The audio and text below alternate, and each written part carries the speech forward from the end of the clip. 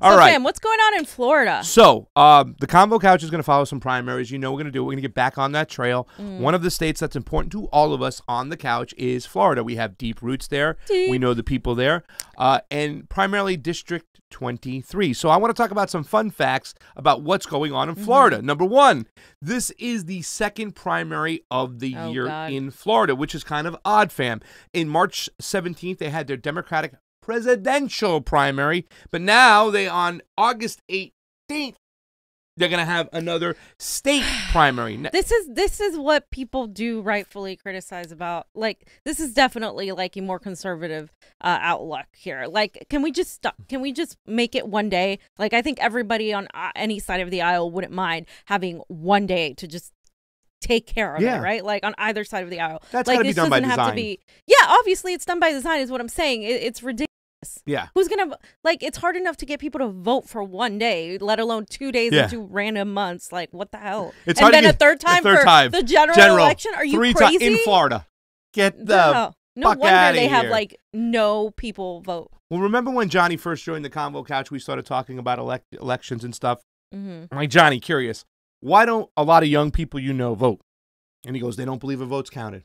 Plain and simple. That's the number one reason. Yeah. But even this tactic is another form of suppression, which goes to a conservative establishment kind of candidates on the ballot. Debbie Wasserman Schultz is now protected because it's split 2 days, because if your progressives go out and vote for Bernie Sanders, they would have voted for Jen Perlman this time. They would have voted for Tim Canova last time.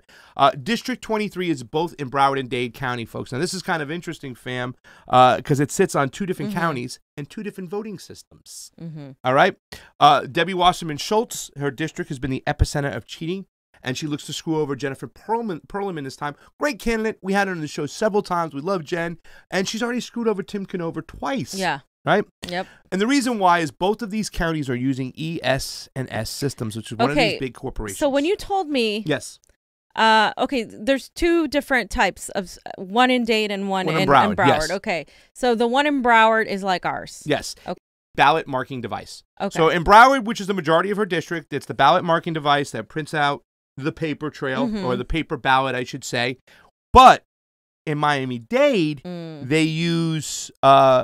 They use the DRE, the touch tree. But one thing I want to talk about before that, because I want to go over number 4 here real quickly on my notes, which is we talk about open source. There is proprietary software in these machines. We can't look into the black box, right? But the thing that's interesting about this company, fam, and this company has about 40% of the machines across the country, is not only do they say that their software is proprietary software, they say who owns them is proprietary. In other words, what's going on, and I have this article here right now, and it says voting machine companies, the names of our parent companies are trade secrets. So when a North Carolina State Board of Elections asked the voting machine companies whose products were used in the state elections, who owned the companies, both election systems and software, and Hart claimed that the answers to the questions were proprietary. Confidential trade secrets that would devalue the companies if they were divulged. So they use the excuse that they legally can't say anything. Exactly. In other words, they're shell companies of another shell companies of another shell companies. In other words, you can't travel down these rabbit holes to find out. That's how they get away with it. They do get away with it, but more than anything, it just shows you the elites are having cover right now. They own our elections, and that's something we have to face. And by saying so, when we're talking about these ballot marking devices that are in Broward County, in Dade, they have these DREs. So, and this is worse. This is worse. We talked about this when we had Mr. Breaky on the show. The DRE touchscreen machine. In this case, it's the iVototronic. It sounds good. It sounds like a Decepticon is the fucking machine. And it is in Florida. There is no paper trail associated with this at all. That means that the only way to recount, with my air quotes, Mr. Rick Sanchez, the vote in Miami-Dade County would be to simply run the same machine that did the original count, in case there is no reason to believe that the count would be any different on the recount than on the initial count. Oh, there isn't, huh? Oh, no, fam. Oh. And here's the thing. Proprietary software, you cannot see what's going in. Okay, so you're telling me that, for instance, here, the ballot marking devices you guys have seen in our show, where we, you insert the paper, you get a printout, you read it, then you insert it back, and then that's your paper trail, which is still bad enough because it's not really, it's still from the computer, blah, blah, blah. Enter it in, you touch the screen, you enter the thing. Now, the reason why they have the ballot marking devices in the first place is, if you remember in Florida with the hanging chads, that's why I think George Bush signed into law an act that says that no longer can they use can you touch it with your hands. But some counties were kind of fighting that whole situation. But in Florida, they went full-fledged with these machines. Yeah. And they use this, once again, company which has a black box voting machine. You can't prove to me it's real. So that one doesn't give you a piece of paper. That's the difference. Well, the DRE, which is the direct recording electronic, you touch the screen, there's no paper trail. So anybody who fixes anything in the inside of the machine, and we can't look in it once again, right? It's proprietary software. Well, there's USBs, SD cards, they found in these, they were having modems. Even Johnny found out when we asked the question, there were SIM cards in New Hampshire. New Hampshire is supposed to be one of the better states when it comes to our elections. Yeah. So it just shows you that our elections are really screwed up. Wow. And the DREs are in half the county, and you better believe that Debbie Wasserman Schultz, she has the connections to fix those machines. She has the connections to beef up the mail-ins. So it's going to be really hard for Jen Perlman to beat her. But we're rooting for Jen. I wrote a quick synopsis, okay? Our publicly funded elections are owned by private shadow companies that are shell companies of other secret shell companies. Literally, fam. Literally, fam. Yeah. There are many avenues in which the elites screw us with our elections. They can suppress the late progressive vote by causing huge lines and blame it on faulty machinery and the poll workers. They can skim or boost the mail-in votes for candidates of their choice. And one we like here, they're kicking people of color to provisional ballots by changing their registration status or just saying that it's the same thing. However, and this is important now because I'm exposing myself here. I believe the biggest mechanism in which the elites use that affects the vote the most is denying us transparency by rejecting any form of open source software with GPL, which is a general public licensing, fam. This is the area where they can do the most damages because it's owned by corporations that have proprietary software and they can lock it up, but we can't even go in there and look. Joe Biden, all these other people, Debbie Wasserman Schultz, even Tim Canova, when he got 5% across the board in every single freaking This statistic. sounds like this should go to the Supreme Court, because wouldn't you have a case saying that they're supposed to be open source? So how can proprietary software? Well, that's the thing. The trailblazer, Alex Padilla, who's like, you know what I'm saying, of Secretary of State's, was touting open source, right? Right. But you know, we were close to the open source community here, whatnot. There's a small different. It's funny because a lot of different election integrity activists, they're in different areas. We had Breaky on the show. He's more about looking at the digital printed images, which worked in Alabama, and he caught someone. Some feel they have to go to all hand counting. There's all different mechanisms. There's a whole bunch of groups out there that are really promoted that push the Russia scare, the narrative, that kill chain fucking video and stuff like that. And it's a shame. But the people who really, I think, that I've matriculated to most, and I think I see people like Tim Canova really coming around on it, is understanding that open source is one of the most important things we can do. Because what we do is by using an open source system, we now own the elections. Then we can start fixing everything else.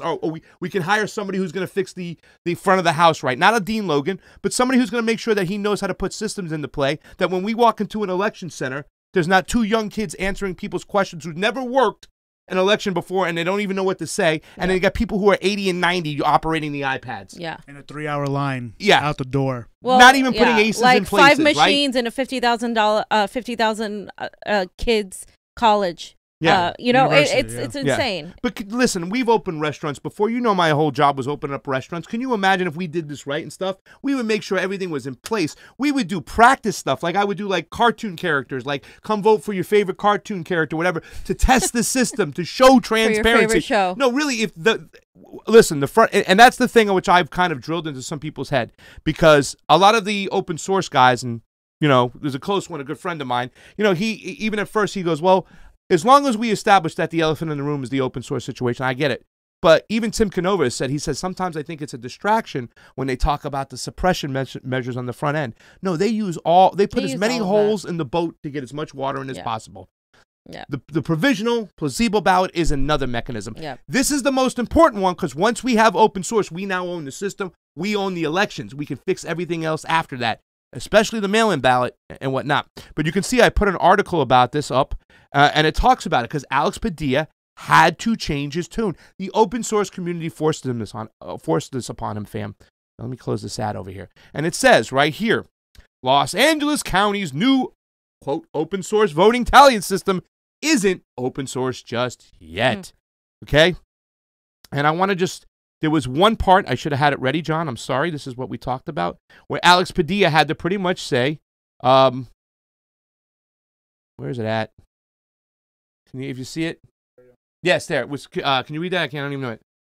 Oh, with security on the minds of election officials and the public, open source technology has the potential to further modernize election administration, security, and transparency. California's Secretary of State Alex Padilla, who certified the new system on Tuesday, said in the press, the one catch, the new system might not count as open source just yet, as the agency that created it hasn't shared the underlying code with the wider programming community, which is the exact opposite of open source. Well, yeah. So just say it's not open source. It's not open source. And wouldn't you know, fam, it wasn't MSNBC. It wasn't CNN. It wasn't even Fox News. It wasn't the Young Turks. It was the Convo Couch who caught up. And listen, we've played different parts of this same video when we went and confronted Jeff. We played a point with Fiorella, asked him about the precincts that are open. He says, we're going to open up 1,000 precincts for 11 days. Johnny, what did they open up? Like 230 of them we caught, right? So we were catching all this stuff. We keep referring to this video where we were prepared and we knew what the fuck was going on. We knew what would happen, and we tried to, we knew we weren't going to be able to stop it, but we tried to warn as many people as we could. Yeah. It was like I think it was with 10 days out, me and John just looked at each other like, this is going to be a fucking disaster. There's going to be long ass lines. This is going to be a disaster. And people got pizza twice. Yeah. And we knew that before going in, but 10 days out when we went out and saw for our own, we went to 11 precincts. We were like, all right, we were right and it sucks. Because this is our democracy. Didn't want to be right. Yeah. So this is a little video of Jeff Klein, who is the assistant to the registrar. Remember when we saw him down there going for the fucking, I punked this guy. I'm like, oh, you, Jeff Klein, I am disappointed in you. We're going up to count these provisionals that you assured us. When in this same video, he said, no, you're going to be able to go vote conditionally. Yeah, after the we went and saw where the provisional ballots were being counted, and he actually showed up, which was funny. He didn't know we were coming. That's the power we got, fams. You know what I'm saying? Like yesterday, I covered the El Monte thing. Like the mayor showed up. The chief of police was stalking the protests. Yeah, we're making waves. Well, we got power in numbers. So let's see. Jeff Klein, listen what he says about the open source when I ask him, "Where's the code?" Okay, where are we getting the voting machines from that you said we're purchasing? The voting machines, where are they? The actual machines, where are they coming from? Where are we purchasing them? We developed them ourselves. Are they being purchased from? The county paid for them. From Microsoft? No. The county developed the devices. They're 100% owned by LA County. We own the software. We have an advisory committee that also provided input, but it was ultimately developed in partnership with a firm called IDEO. They're a Bay Area design firm. This was actually the first elections equipment they've helped design. Yeah. And they use what's called a human-centric design. So they took a human-centric approach to designing the equipment, but it is 100% 100% owned by us. So it's not from a. It's an open source. It's open source because Alex Padilla wrote a letter saying that it was an open source election, but it's what we found out, and he didn't respond back to the open source community that it's not a JPL, which is a general public licensing. It means there'll be some part of the software that will still be proprietary property to someone else. That therefore we cannot look into that software 100%. Is that still going on because we have not gotten the code yet? So I'm not an IT person, so I can't really get into the details that much, but I can tell you that it is open source. Is there any proprietary property in there that belongs to anybody else other than the LA County? Because that's what I am hearing, that there is property within these machines that belong to somebody else that would not allow us to look at it. It's 100% owned by LA County. Okay. What is the name of that? So once again, he said it's 100%, but there's once again there's and if we go just a little bit further, John, on that, just like about 15, 20 seconds after Howard and Michelle speaks, I asked him again, I'm like, where's the code, man? Why don't we have the code? We don't have to necessarily go over it, but that's what we did. We asked him right there. We confronted him, and you see, he was like, later on, he goes, well, I'll give you my card. I'm like, if it's open source, you're out here touting that it's open source, but yet you don't have the source code. Yeah, that's the opposite of open source. They you know how they do. They love to twist, give you platitude salads, and they're like, Yeah, this is Medicare for all access. Like, oh, but it's Medicare for all, but it's access. Like, this is what they did the whole freaking primary. Yeah. The whole freaking primary. Were you done with that, by the way? Well, yeah, it was just, I just wanted to say that without the ability to look inside these black box voting machines that are owned by all these companies, ES&S, Dominion, whatnot, I mean, really, to tell you the truth, I hounded him in that meeting about open source, and he was going around. The message was, the propaganda was, go out and tell people we got open source. Well, where's the source code? He wasn't counting on us showing up that day, fam. How many times did he tell us, I'll give you guys my card later? In other words, don't embarrass me now because I ain't got the fucking answers to the real questions. You know what I'm saying? Well, they never answer when you actually, and no, he did answer you, but he never answered the question. So no, he didn't. Well, he claimed it was open source, and you see that Alex Padilla said the same thing. He says, it's not technically open source because we haven't shared the source code with the community. But now the propaganda rhetoric is out there. The narrative is out there that we have open source. And we don't. There was an election integrity activist trying to tell me to, I don't know what you're talking about, Pasta.